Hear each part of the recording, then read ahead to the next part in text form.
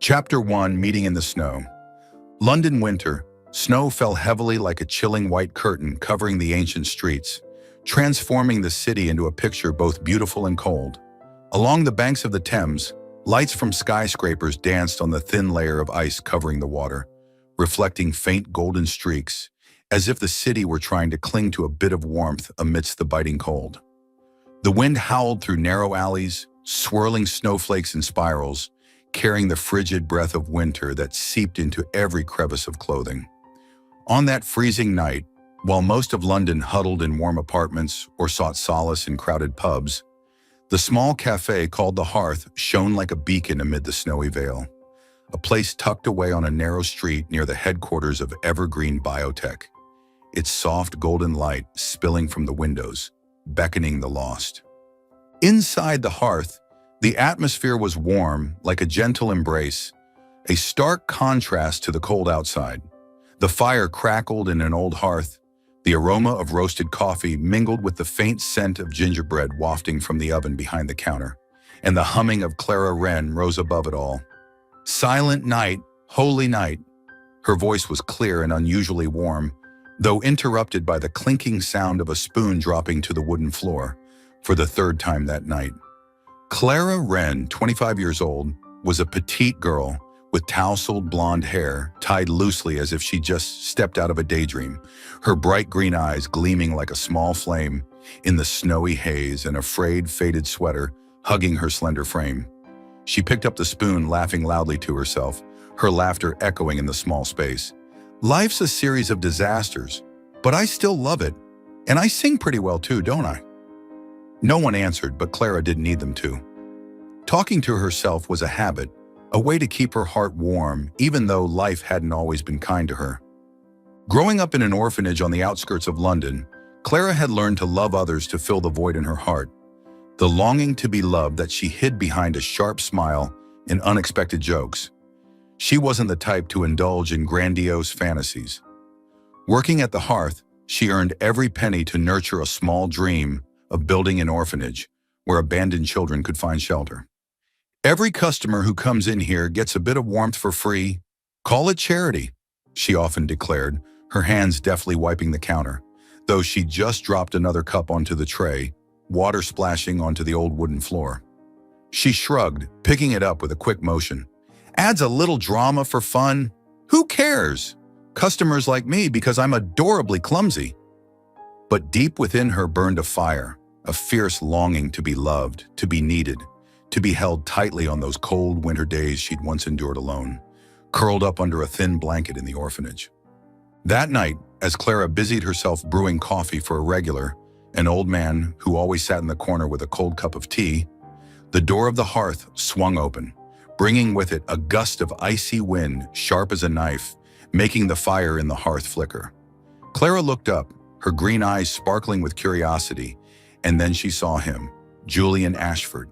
He stepped inside, his tall figure like a statue of ice in the warm space of the cafe, snowflakes clinging to his slightly tousled dark brown hair and the shoulders of his perfectly tailored black suit jacket. His gray eyes were cold as an iceberg drifting in the North Sea, sharp as if they could pierce through anything, even Clara's racing heart, though she hadn't yet realized it. He was the CEO of Evergreen Biotech, a man who held a biotech empire worth billions of pounds in his grasp, a name all of London knew from headlines about his ruthless success and unrelenting coldness. But tonight, his face was taut like a string about to snap, his lips pressed into a tight line, and his gaze carried a storm no one dared to face. Julian had just left an urgent meeting at Evergreen Biotech headquarters, just a few blocks from the Hearth. The board of directors had issued an uncompromising ultimatum, the chairman's voice echoing in his mind like a curse. "Marry within a month, Julian, or we'll replace you. The drug trial scandal is killing our stock, and you're the one who has to pay." Scandal, a word he despised but couldn't deny. A tissue regeneration drug developed by Evergreen had been hit with leaked misinformation, accused of causing dangerous side effects. The press pounced like vultures. The stock plummeted. They were questioning whether the young CEO had enough capability to lead, and the board demanded he stabilize his image. A fancy way of saying he needed to marry someone to turn himself into a dependable family man in the public's eyes. Julian didn't believe in love, never had, and perhaps never would. To him, it was a vague, extravagant notion he'd buried since that freezing winter day when he was 10, when his father left him standing under a street lamp in a blizzard to chase after a lavish party. He'd stood there, hands purple from the cold, breath turning to white mist, waiting for someone who never returned, a memory he'd locked away in a cage of ice along with his heart. Since then, he lived to control his company, his life, everything, and no one, nothing, could break through that ice. He scanned the cafe, his gaze settling on Clara as she fumbled with the coffee, humming as if the whole world were a comedy stage. "One espresso," he said, his voice dry as ice cracking on a lake. "Hurry up." Clara turned, nearly dropping the cup but catching it with a swift motion, looking at him with a radiant smile. "Sorry about that. Drink my coffee. It'll warm you right up. I'm not great with speed, but I'm good at making people laugh." Julian frowned, intending to brush off her joke, but the warmth in her voice, the way she laughed as if the world were a game, caught him off guard. A strange sensation, like a hint of warmth seeping into his icy chest. She brought the coffee over, setting it on the table with a beaming smile. "Careful, it's hot. I put my whole heart into it." A tiny drop splashed onto his hand, and before he could react, Clara quickly wiped it with a cloth, her voice warm with a touch of humor. "Oops, I'm such a klutz, but you're okay, right? I don't want you suing me, though I could make it up with a smile so we'd be even." Julian meant to pull his hand away, lips pressed tight to maintain his cold demeanor, but the warmth of her fingers, the way she looked at him with those sparkling green eyes, made him pause. His heart, which he thought was frozen forever, skipped a beat, something that hadn't happened in his 32 years of life. Clara didn't notice. She turned back to the counter, resuming her humming, but Julian's eyes stayed fixed on her, as if she were a puzzle he couldn't solve. He sat at a corner table, hands wrapped around the hot coffee cup, the warmth spreading through his palms but not enough to thaw the cold inside him. Outside, the snow fell relentlessly, the wind howling through the fogged windows. But inside the hearth, an invisible flame had been kindled, a flame Julian didn't yet know would soon consume him. He took a sip of the coffee, the bitterness flooding his tongue, and a thought crossed his mind, crazy but impossible to dismiss. She could be the solution. He set the cup down, his cold gray eyes gazing out the window where the blizzard raged on. The pressure from the board weighed heavily on his shoulders. Scandal, stocks, ultimatum. He needed a wife, a perfect image to save evergreen biotech, and Clara Wren, the coffee girl with the radiant smile and unexpected humor, was an ideal choice. She didn't belong to his world, had no power, no ambition, no threat. A simple deal, he told himself, but deep inside a sense of unease was growing. A premonition that she wasn't just a solution, but something greater he couldn't control. Julian stood, stepping outside, his breath turning to white mist in the frigid air. But then he stopped, turning back to look through the fogged glass of the hearth. Clara was wiping the counter, singing Silent Night again, and in that moment, he knew he couldn't leave without acting. He pushed the door open once more, his cold gray eyes locking onto her. "You," he said, voice deep and dry, "be my wife. £500,000 to fund scholarships for orphans. Do you agree?" Clara looked up, dropping the spoon to the floor again, but this time she didn't pick it up right away. She stared at him, green eyes wide, then burst into loud laughter, her laugh echoing through the small space. "Are you serious? Oh my God, I thought you were going to demand a refund for that coffee splash." She tilted her head, sizing him up from head to toe, then gave a mischievous smile. "All right, but I'll warn you, I'm not good at keeping my distance, and I love a bit too much. Can you handle that?" Julian nodded, lips pressed tight, thinking it was just a simple deal. Nothing more, nothing less. But he had no idea that Clara Wren, with her warm smile and burning heart, would soon set ablaze the cold world he'd built over all those years. Welcome to Soul Stories. Life can be overwhelming, but here we share heartfelt tales to bring you peace, joy, and inspiration. Your support, every comment, like, and follow, means the world to us. It motivates us to create more meaningful and uplifting stories just for you. Did our latest story touch your heart? Leave a "I am happy" in the comments if you agree. Subscribe now and be part of a community that spreads love, kindness, and positivity. Let's make every day a little brighter together. Chapter 2. The Cold Wedding. The sky was gray, heavy like a leaden blanket, as snow fell silently onto the suburban fields where Ashford Manor stood imposingly amid the white expanse. The ancient building, with its stone walls covered in green moss, steeply pitched roof stained by time, and tall windows etched with old patterns, had once been home to generations of the Ashford family. But now it was merely a cold shell, a memory of winter days no one spoke of, where laughter had been replaced by a heavy silence. Today, the manor was chosen as the site for a discreet ceremony, an event that none of the few invited guests dared to comfortably call a wedding. There were no vibrant fresh flowers on the altar, no lively music from a violin ensemble, just the sound of the wind whistling through the windows and the dim light from old crystal chandeliers hanging from the ceiling of the grand living room, swaying faintly as if trembling in the cold. Julian stood before a large mirror in the dressing room, his hands adjusting his black tie with the cold precision of a machine. The black suit he wore was perfectly tailored, fitting his tall frame snugly, but it couldn't hide the tension etched across his face. His lips pressed into a tight line, his gray eyes sweeping over his reflection as if sizing up an opponent. He didn't want this. Marriage, a word he'd always considered foreign, a concept he dismissed since the day his father left him, standing under a street lamp in a blizzard at age 10. Hands purple from the cold, waiting for someone who never returned. But the board of directors at Evergreen Biotech gave him no choice. "You need a wife, Julian?" the chairman's voice echoed in his mind, dry and uncompromising. "To quash the scandal, to save the stock, or we'll find someone to replace you." The drug trial scandal, a blemish he hadn't caused but had to pay for. A tissue regeneration drug, Evergreen's Hope, had been hit with leaked misinformation, accused of causing dangerous side effects. The press pounced, stocks plummeted, and now here he was, preparing to marry a girl he'd met only once. Clara Wren, the coffee maker from the hearth, whom he'd chosen because she didn't belong to his world, had no power, no ambition, no threat.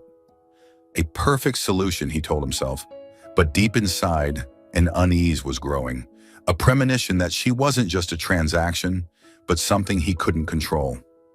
The heavy doors of the grand living room swung open, and Clara Wren stepped in, bringing with her a gust of cold air from the long, stone-tiled hallway.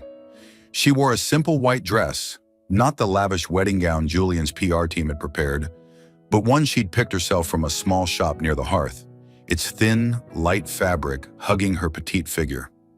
Worn brown boots peeked out from under the hem, a mark of the simple life she had no intention of hiding.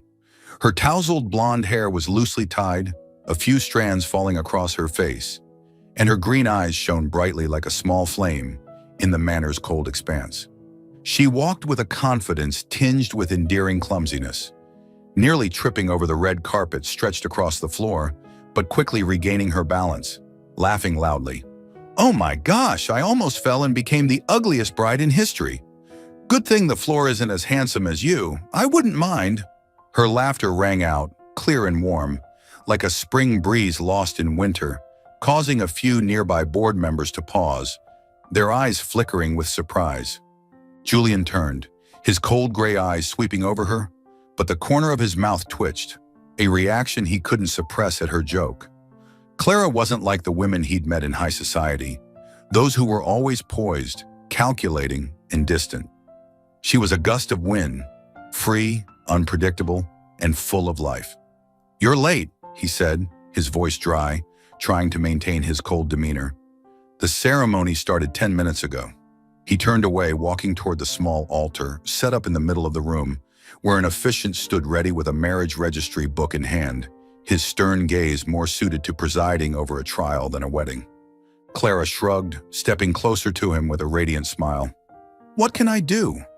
I had to run from the bus stop because your driver said, 'You don't look like a bride.' I told him straight, 'That's right, I'm more like someone bringing a bit of warmth. Don't worry, I don't charge for it.'" She stopped in front of him, just a few steps away, her green eyes meeting his without a hint of hesitation. "Relax a little. You're tense like you're about to face a shareholders meeting. This is a wedding. At least pretend to be happy." Her voice was warm but carried a playful edge, as if she knew full well he didn't want this, but was still trying to pull him out of his icy shell. Julian frowned, intending to reply with something curt, but her eyes, bright, warm, and fearless, made him pause. He turned to the officiant, nodding to begin. Only a handful of board members and a small group of reporters were present, those who needed to witness the stable image Julian was forced to create. No friends, no family, just a heavy silence in the prying eyes of strangers. The officiant started reading the vows, his voice monotonous like an old hymn. "Julian Ashford, do you take Clara Wren to be your lawful wife?" Julian cut him off, his tone icy. "I do." He didn't look at Clara, his gaze fixed on the empty space ahead, as if this were just a deal to finalize quickly. The officiant turned to Clara. "Clara Wren, do you take Julian Ashford to be your lawful husband?" Clara laughed loudly, interrupting him. "Hold on, let me check if he's really handsome first." She tilted her head, eyeing Julian from head to toe, then nodded. "Yep, he's handsome. I do. But if he can't handle me, I'm not responsible, okay?" Her laughter echoed, breaking the tense atmosphere, causing a few reporters to chuckle before masking it with coughs. Julian turned to her, his cold gray eyes flickering with a hint of confusion. But he said nothing, his lips pressed tighter, as if struggling to hold on to the control slipping from his grasp. The officiant presented the rings, two simple silver bands, plain with no patterns or gems, just as Julian had requested to keep things minimal. He took one, reaching for Clara's hand, but she thrust hers forward too quickly, nearly causing the ring to drop. Clara yelped, "Oh my gosh, if that ring falls, I'll end up marrying the table." "Good thing you're better looking than it." She deftly grabbed his hand, steadying the ring, beaming. "See? I'm quick. I won't let you slip away." Julian felt her small hand touch his, warm, soft, the complete opposite of the coldness in his own fingers. A jolt ran through him, making his heart skip a beat, a sensation he hadn't expected and didn't want to acknowledge. He slipped the ring onto her finger, his movements swift like signing a contract, but his eyes inadvertently met hers, those green eyes sparkling like dancing flames. Clara whispered, her voice warm and teasing, "I love a little too much. Can you handle it, or are you going to run off?" Julian ignored her, pulling his hand back, but her warmth lingered on his skin, an indelible mark. The officiant declared, "I now pronounce you husband and wife." There was no applause, just a few camera flashes from the reporters. Julian turned to leave the room, but Clara grabbed his hand, her tone playful. "Wait a sec, husband. No kiss? I'm not going to be a bride without one." Julian froze, his cold gray eyes meeting hers, but before he could respond, she stood on tiptoe and planted a quick, warm kiss on his cheek. Swift, tender, and surprising.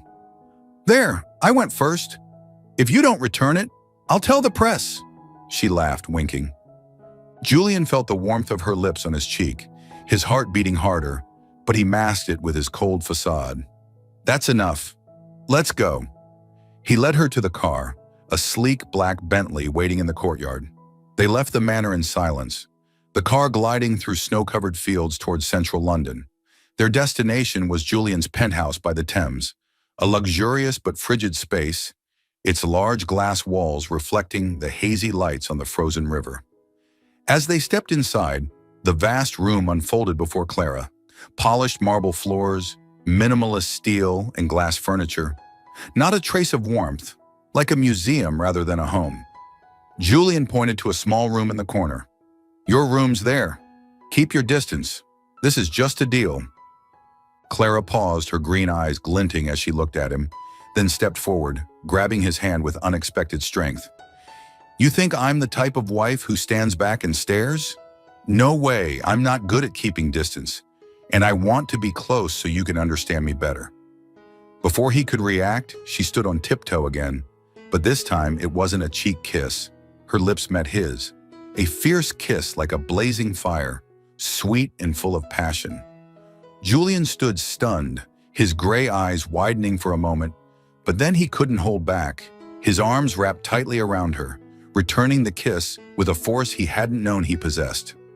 Clara's warmth spread to him, burning through the ice he'd so carefully built, and in that instant, he knew he'd stepped into something he couldn't control. They parted, their breaths ragged, mingling in the penthouse's cold air. Clara laughed, her voice warm but teasing. "See? I told you, I love a little too much, and you just kiss me back." Julian didn't respond, his cold gray eyes fixed on her, but deep inside a fire had sparked, a flame he couldn't extinguish, no matter how hard he tried. Chapter 3. A Night of Passion. Winter enveloped London in a frigid night, and Julian Ashford's penthouse by the Thames stood silently amid the snowy expanse. The large glass walls surrounding the apartment reflected the hazy lights from the frozen river, casting dancing streaks of golden light across the polished marble floor. Outside, the wind howled through every crevice, carrying a chilling wail like an endless soundtrack. But inside, the space was oppressively silent, a coldness that stemmed not just from the temperature, but from the emptiness of the room itself. The minimalist decor of steel and glass bore no paintings, no rugs, no signs of life, like a museum displaying Julian's solitude rather than a home. But tonight, as the penthouse door closed behind Clara Wren and Julian, a different breeze, a warm, uncontrollable one, slipped into this space. Clara stood in the vast living room, her worn brown boots leaving small melting patches of snow on the floor. The simple white dress she'd worn at the wedding still hugged her petite frame, now slightly wrinkled from the journey back from Ashford Manor. Her tousled blonde hair spilled over her shoulders, and her bright green eyes scanned the room with a mix of curiosity and surprise. "Oh my gosh," she said, her voice breaking the silence. "This place looks like a giant refrigerator. Does anyone actually live here?" She turned to Julian, a radiant smile on her lips, but her eyes sparkled with a mischievous glint, as if challenging his coldness. Julian stood a few steps away, his hands slowly untying his tie, his gray eyes gazing at her without expression. He'd just endured a long day, a tense board meeting, a sham wedding at the manor, and now Clara's unexpected kiss as they entered the penthouse. That kiss, fierce, sweet, and full of passion, lingered on his lips, a warmth he couldn't erase, though he'd tried to maintain his cold demeanor when they parted. "Your room's over there," he said, his voice dry, pointing to a small room in the corner. "Keep your distance. This is just a deal." He turned, intending to walk to the steel bar in the corner to pour a drink, a way to extinguish the small flame smoldering inside him. But Clara wasn't one to comply easily. She stepped forward, her boots clicking lightly on the floor, and before he could move away, she grabbed his hand with surprising strength. "You think I'm the type of wife who stands back and stares?" she said, her voice warm but edged with sharpness. "No way. I'm not good at keeping distance, and I want to be close so you can understand me better." Julian froze, his cold gray eyes locking onto hers. But before he could respond, Clara stood on tiptoe again. Her lips met his, not the gentle peck on the cheek from the wedding, but a fierce kiss, like a fire blazing through a snowstorm, sweet and brimming with passion. Her breath was hot, a stark contrast to the penthouse's chilly air, and her small hand pressed against his chest, as if pulling him into a world he'd never known. Julian stood stunned, his gray eyes widening for a moment, but then something inside him broke. The ice he'd built over years began to melt. He couldn't hold back, his arms wrapped tightly around her, pulling her close, and he returned the kiss with a force he hadn't known he possessed. His lips pressed against hers, no longer the coldness of a transaction, but a hunger he didn't realize he had. They tumbled onto the large sofa in the living room, the lights from the Thames dancing on the glass. illuminating two figures entwined in passion. Clara laughed between gasping breaths, her voice warm with a hint of humor. I live to love, so kissing you has to be all in. Can you handle it? Julian didn't answer with words. He didn't need to. His hand threaded through her tangled blonde hair, drawing her closer, and their kiss deepened, grew more intense, as if they were both searching for something in each other, something they didn't know they'd lost long ago.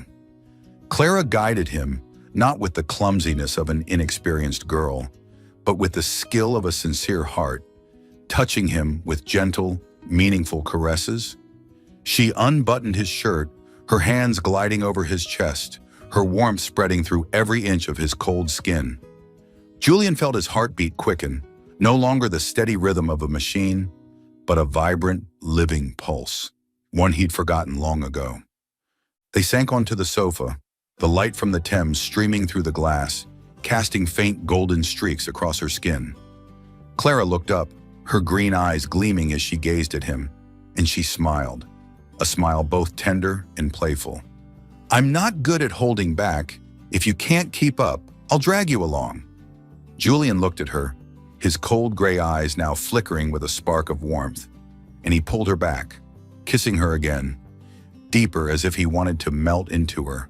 Their clothes fell to the floor, Clara's white dress, Julian's black suit jacket, like fragments of two different worlds now merging into one.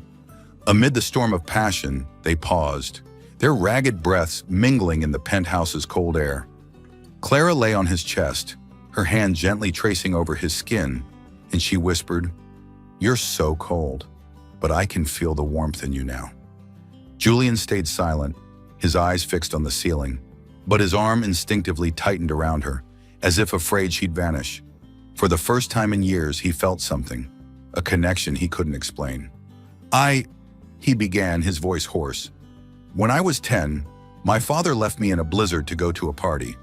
I stood under a street lamp, waiting until my hands turned purple, but he never came back. The words spilled out of him, unintended, as if Clara's kiss had unlocked a door he'd kept shut for years. Clara lifted her head, her green eyes meeting his, free of judgment, filled only with tenderness and a sharp edge in her voice. I once burned bread at the orphanage to warm the kids. It set a corner of the house on fire, but they hugged me and laughed. Love is a fire, Julian. Worth it even if it burns the house down. Let me light it for you, okay?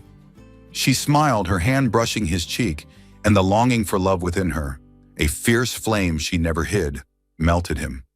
He pulled her close, kissing her forehead, and for the first time, he felt his heart was no longer a block of ice.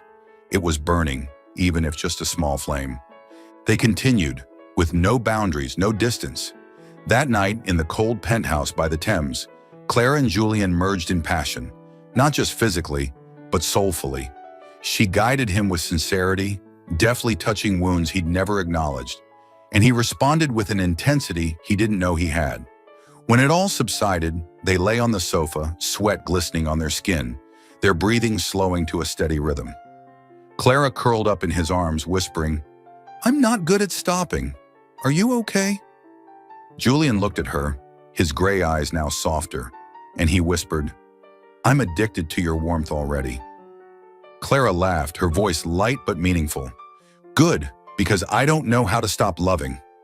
She rested her head on his chest, and in that moment, Julian felt her heartbeat, strong, alive, and warm, beating in sync with his. Outside, the snow kept falling. The lights from the Thames still danced on the glass. But inside the penthouse, a fire had ignited, a flame Julian couldn't extinguish, and for the first time, he didn't want to. The wedding night, which he'd thought was just part of a deal, had become the start of something greater, a connection he couldn't control and didn't want to let go of. Chapter 4. Love's Creation and the First Cracks. The days following the wedding passed in the penthouse by the Thames like a strange dream, a blend of the space's inherent coldness and the fresh warmth Clara Wren brought with her. The large glass walls still reflected the hazy lights from the frozen river, but now the room was no longer as empty as before. Clara, with her skill and affection, had begun turning it into a home. Though the changes were small, They were enough to make Julian Ashford feel something different stirring in his icy heart. She hung small candles along the windowsill, their soft golden light dancing on the glass, and placed dried flower bouquets in glass jars she'd found in a corner cabinet. Once she dropped a jar, the sound of shattering glass echoing across the marble floor. But she quickly picked up the pieces, laughing loudly. "Your place is cold as a freezer. I'm adding some warmth here, so bear with me even if I'm a bit clumsy." Julian watched her from the corner of the room, his cold gray eyes flickering with a rare smile, though he quickly hid it, turning away as if unwilling to admit she was changing him. In those days, they lived together in an odd rhythm. Julian still went to work at Evergreen Biotech, facing the pressure of the drug trial scandal, while Clara spent her time in the penthouse, making it a place where she could breathe. She wasn't good at cooking, but she tried baking, charred pastries she laughed about as she presented them. "I'm not promising they're tasty, but if they're edible, I'm proud of myself." Julian, though he initially frowned, took a bite, and for the first time in his life, he found himself genuinely laughing. A short laugh, but enough for Clara to cheer. "See? I made you laugh. I'm better than you think." Those moments, though small, slipped into his heart, gradually melting the ice he'd so carefully built. One evening, as snow fell heavily outside, Clara sat on the large sofa, legs tucked up, holding a mug of hot cocoa. The lights from the Thames shone through the glass, casting faint golden streaks across her face. Julian entered through the front door, his black suit jacket dusted with snow, his eyes weary after a long day of meetings with the board. He intended to head straight to his room, but Clara called him back, her voice warm. "Sit with me for a bit. I've got something to tell you." Julian paused, looking at her with cold gray eyes, but he didn't refuse. Something in her voice made him unable to walk away. He sat beside her, keeping a small distance, hands clasped as if to maintain a barrier. Clara took a sip of cocoa, then looked at him, her green eyes glimmering. "I want orphaned kids to be loved, to learn, like I once dreamed of someone hugging me in the snow." Her voice was gentle, but it carried a deep longing she rarely revealed. "At the orphanage, I always imagined someone would come, hug me and say, 'Clara, everything will be okay.' But no one ever did. I want those kids not to have to wait like I did." Julian stayed silent, his gaze fixed on her, and for the first time, he felt a small crack in his icy shell, a sympathy he didn't want to acknowledge. "I want to create a place for them, Wren's Wings, a home where they know they're not alone." Julian looked at her, his cold gray eyes now tinged with a spark of warmth. He wasn't used to dreams like this. His life was numbers, strategies, and power. But Clara's voice, the sincerity in every word she spoke, drew him into a world he'd never known. "Evergreen Biotech will fund it," he said, his voice low but firm. "We'll build Wren's Wings, a home for the kids." Clara looked up, eyes wide, then leapt from the sofa, hugging him tightly and spilling her cocoa onto the floor. "You're amazing," she exclaimed, ignoring the brown stain spreading on the marble.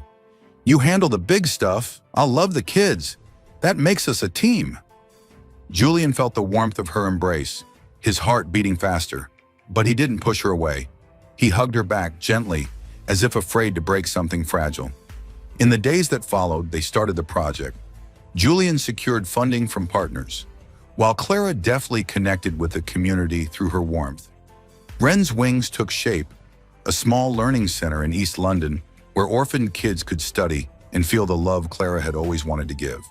But that happiness didn't last long. A shadow from Julian's past began to loom. Victor Klein, an old rival of Julian's in the biotech industry, didn't stop at spreading rumors about Evergreen's drugs. 2 years earlier, he'd lost a major deal to Julian, and his resentment had simmered ever since. When he learned of Julian's marriage to Clara and the launch of Wren's Wings, Victor saw a chance for revenge. One morning, while Julian was at work, Clara received an anonymous letter at the penthouse, a neatly folded piece of paper with scrawled handwriting. "Leave Julian, or Wren's Wings will burn. You don't belong in this world." Clara read it, her hands trembling, but she quickly stuffed the letter into her sweater pocket, not wanting Julian to worry. She told herself it was just a prank, but deep down, a fear began to creep in. a fear that her love would harm him. Julian found the letter one evening when Clara left her sweater on the sofa. He opened it, read each word, and rage flared within him like a dark fire. "He dares to touch you?" he roared, his voice hoarse, his cold gray eyes now blazing with fury. Clara walked in, saw him holding the letter, and forced a smile. "It's fine, just someone jealous, don't worry." But Julian didn't listen.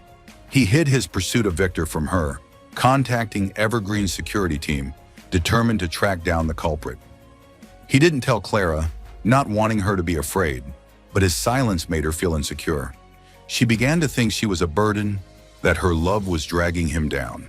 At the charity gala launching Wren's Wings in a luxurious Mayfair hotel, Clara stood amid a crowd of high society, people in expensive suits and evening gowns, their scrutinizing eyes sizing her up like an outsider. A middle-aged woman with her hair pinned high sneered, "You make coffee and dream of charity? You don't fit with Julian." Clara laughed loudly, her voice warm but sharp.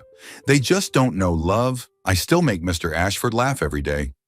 But as she turned away, Victor's letter haunted her. She feared they were right, that she didn't belong in this world, that she'd harmed Julian and Wren's Wings.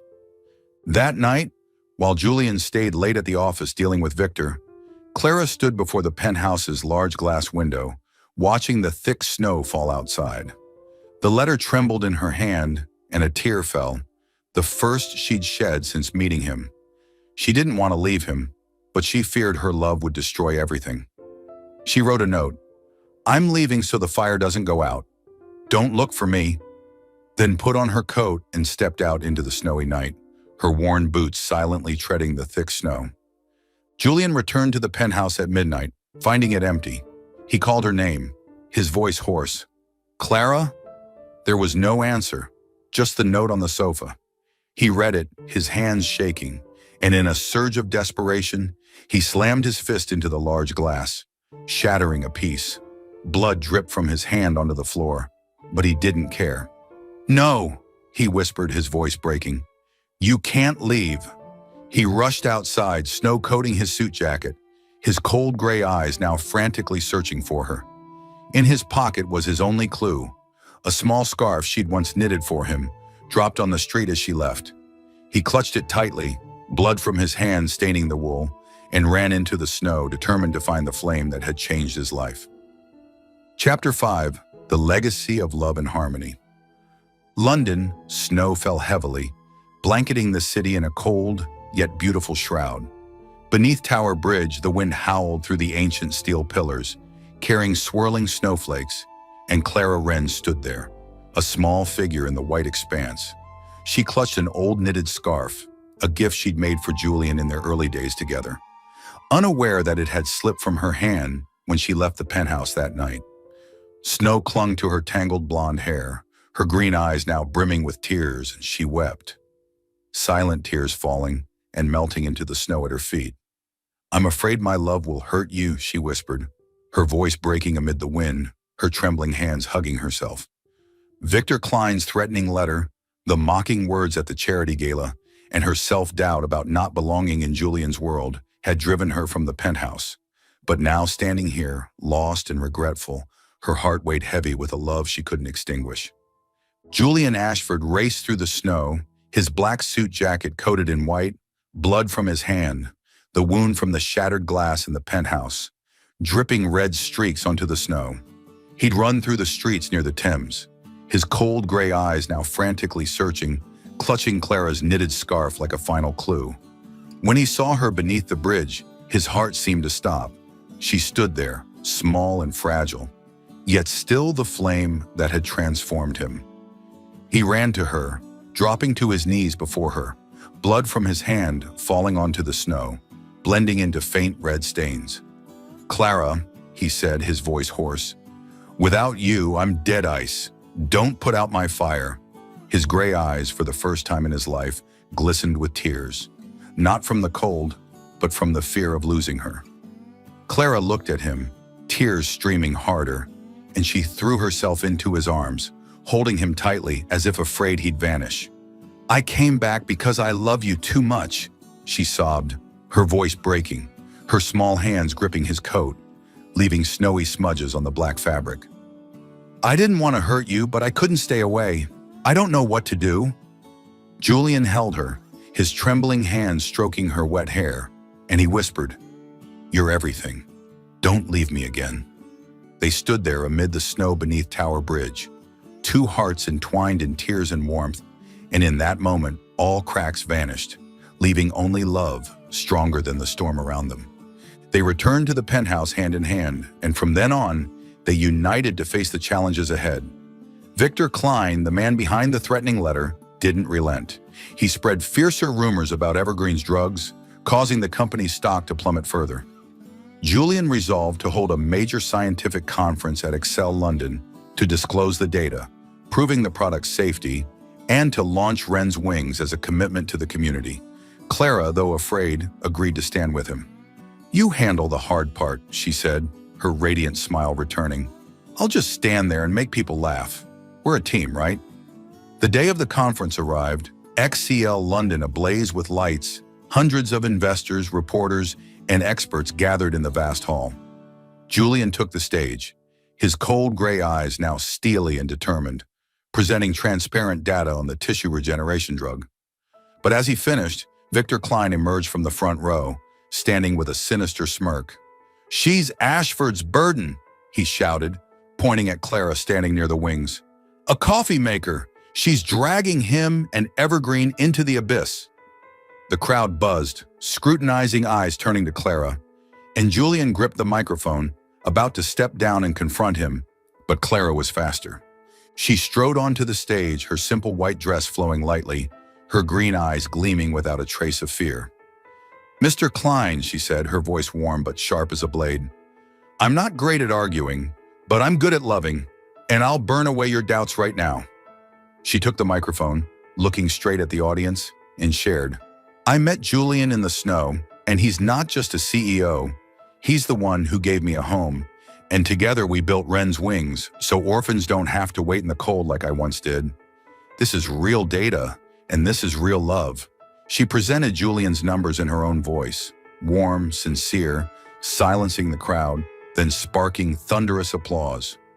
Evergreen's stock soared on the live screen, and Wren's Wings received millions in pledges from moved investors. Victor was escorted out by police when evidence of his hiring hackers surfaced. Julian had quietly worked with the law to turn the tables. After the conference, they returned to the penthouse, more in sync than ever. Clara became pregnant with twins a few months later, laughing loudly as her belly grew. "These two are my fire. You've got to burn with me, okay?" Julian, now gentler, hugged her. "I'll burn for you, and for them." On a freezing winter day, as snow fell thickly outside, Clara went into labor. They rushed to St. Mary's Hospital, and in the delivery room, chaos erupted. Machines blared. One twin's heartbeat weakened, and Clara struggled to give birth. She gripped Julian's hand, tears streaming, her voice trembling. "If I don't make it, you have to love them. Don't let them grow up motherless like I did." Her green eyes blurred with pain and fear, but she still managed a faint smile. "I don't want them growing up in the cold." Julian, eyes red, held her hand tightly, feeling her warmth fading. He leaned down, singing "Silent Night," the song she'd sung at the hearth, his voice hoarse but filled with love. "Silent night, holy night. You're the fire you have to burn. I'm here." His singing rang out amid the chaotic beeping, like a prayer, and Clara smiled weakly, squeezing his hand. The doctors rushed in, opting for an emergency C-section, a race against time. After tense minutes, the cries of two baby boys echoed, Oliver and Theo, tiny, pink, and alive. Clara was saved, though exhausted, and she cradled them, smiling faintly. "I burned my all. Now you love them for me, okay?" Julian embraced all three, tears falling onto her cheek, and he whispered, "You're my everything." The family reunited in joyful tears, and from then on, they built a grand legacy. Wren's Wings flourished, establishing dozens of learning centers across the UK, helping thousands of orphans find the homes and love Clara had once dreamed of. Evergreen Biotech, under Julian's leadership, became a global titan, pioneering sustainable biotech, bringing health and hope to humanity.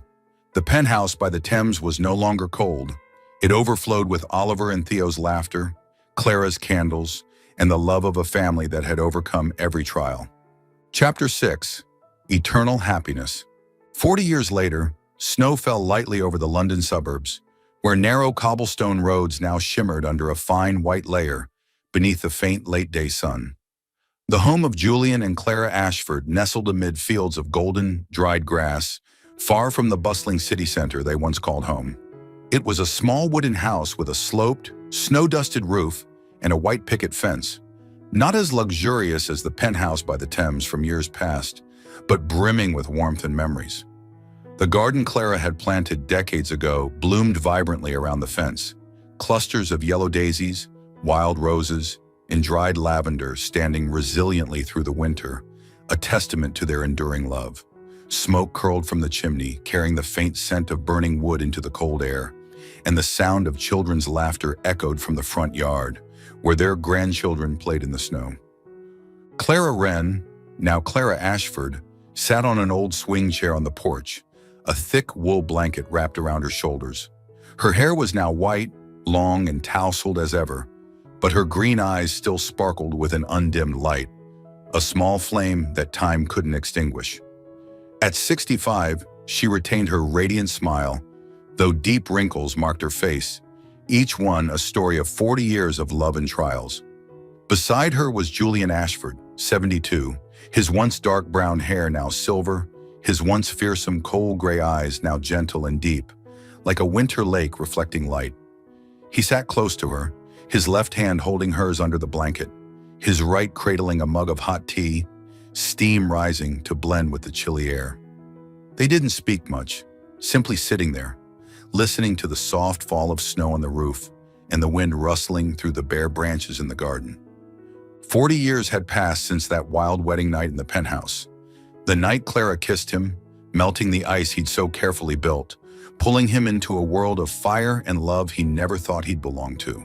Since then, they'd faced everything together: the evergreen biotech scandal, Victor Klein's threats, the days Clara fled into the snow, and the life or death moment when she gave birth to their twins, Oliver and Theo. Their love wasn't just a personal tale. It had grown into a vast legacy, spreading across the world through Wren's Wings and Evergreen Biotech. Wren's Wings, the charity Clara dreamed of from her lonely orphanage days, had become a global network, with hundreds of learning centers across 5 continents, supporting millions of orphans with homes, education, and the love she'd once craved. Evergreen Biotech, led by Julian and later by their sons Oliver and Theo, had risen to become the world's leading force in regenerative medicine, pioneering sustainable biotech, bringing health and hope to billions, an empire built not just on profit, but on the human values Clara had instilled in him. On a peaceful winter afternoon like any other, Clara rested her head on Julian's shoulder, her voice warm with a hint of humor. "I've been burning you up for 40 years. Tired yet?"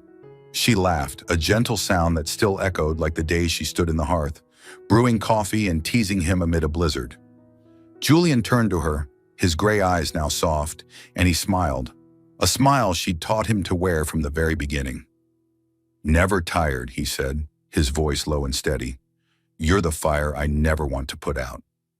He leaned down, kissing her forehead, the warmth of his lips spreading across her wrinkled skin, and Clara closed her eyes, savoring the moment as if they were still the young couple in that penthouse long ago.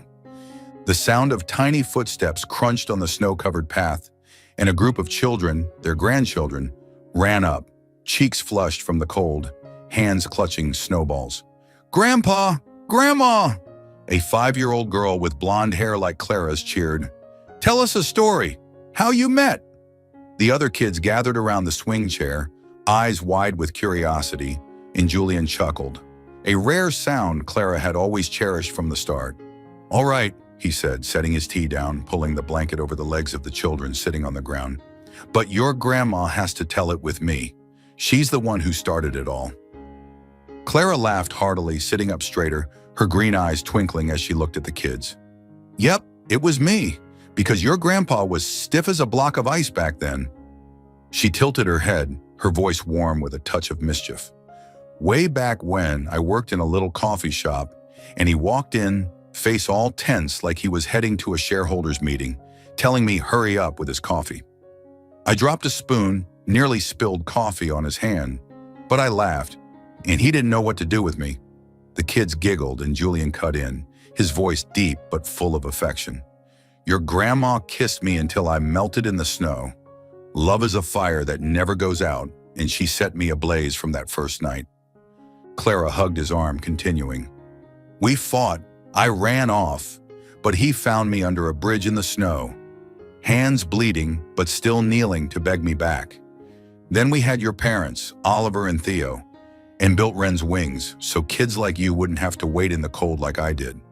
The children fell silent, eyes round, and a little boy asked, Were you scared?